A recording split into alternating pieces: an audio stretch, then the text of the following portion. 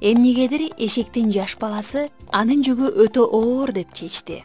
Ошондо ал кожоюнуна мындай өтүнүч менен кайрылды.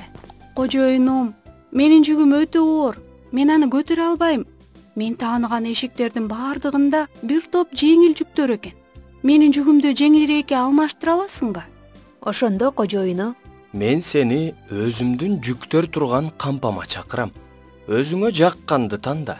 Анан эшектин баласы кампага кирип, өзүнө жүк тандай баштады. Ал баардык жүктөрдү жонуна арттырып көрдү.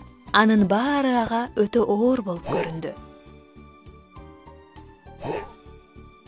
Баардык жүктөрдү аралап өткөндөн кийин ал чыга бериште башкаларга караганда жеңилирээк көрүнгөн жүктү көрүп, кожоюнуна: Мага мына бул жүктү жонума артчы.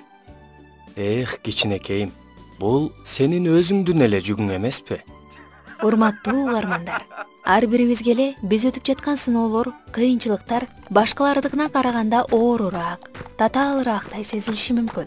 Бирок жараткан биз көтөрө албай тургандай, биздин эркибиз, күчүбүз жетпей тургандай сыноолорду бербейт.